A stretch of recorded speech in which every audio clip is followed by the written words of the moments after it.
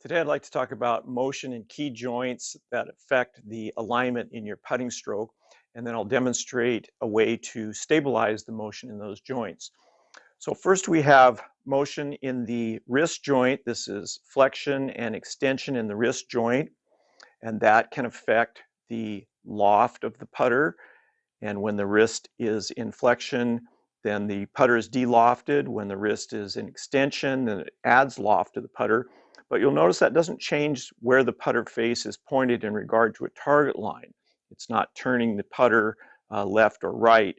So that is one motion there. Then the next source is in the cocking and uncocking of the wrist. That's radial and ulnar deviation.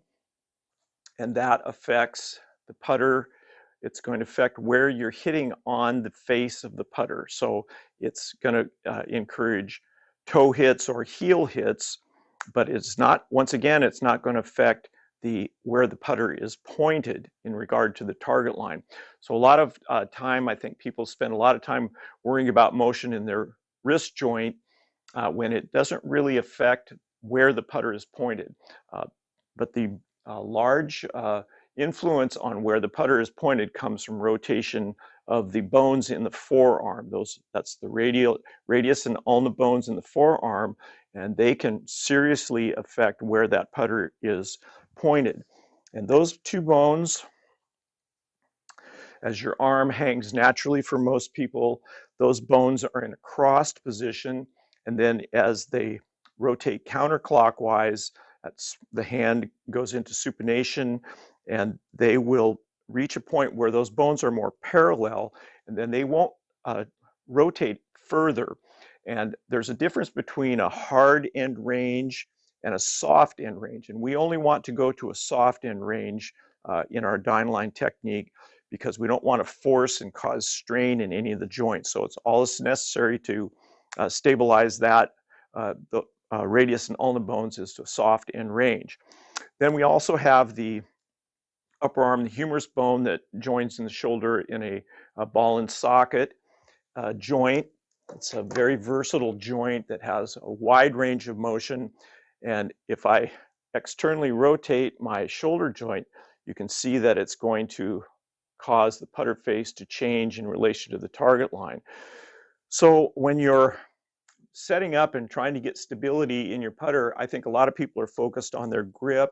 Either use a lead hand low, cross-handed, or claw pencil, even arm lock putting, but they don't control all of the sources for motion in the wrist.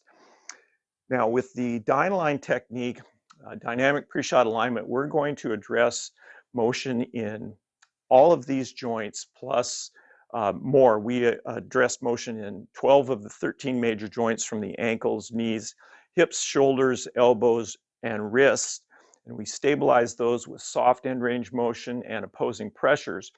And the 13th major joint, the neck joint, it's not able to interfere with the alignment because we have so much stability in the rest of our system. It's a typical problem of people who are setting up with standard setups, and if they raise their head, they can pull their shoulder out and it causes alignment problems. But in the DynAlign technique, we stabilize all these joints so that the neck can move in all directions, and it's not going to be able to really affect our alignment. So I like to demonstrate the stability of the DynAlign technique with this vintage Calamity Jane Bobby Jones putter, and I'm going to putt off of the back of the head upside down with this putter, so we can demonstrate the stability of the DynAlign technique. So we go through the pre-shot routine. So we're stabilizing motion in all of those joints we talked about. And we aim the putter as the final step rather than the first step because we want to make certain that our joints are stable first, and then we can make the putting stroke. So if you would like to learn more about the DynAlign pre-shot routine for putting, there's videos on the Recast channel here. And then I also have Zoom lessons available through my website, DynAlignGolf.com. So thanks for watching. Good luck with your putting.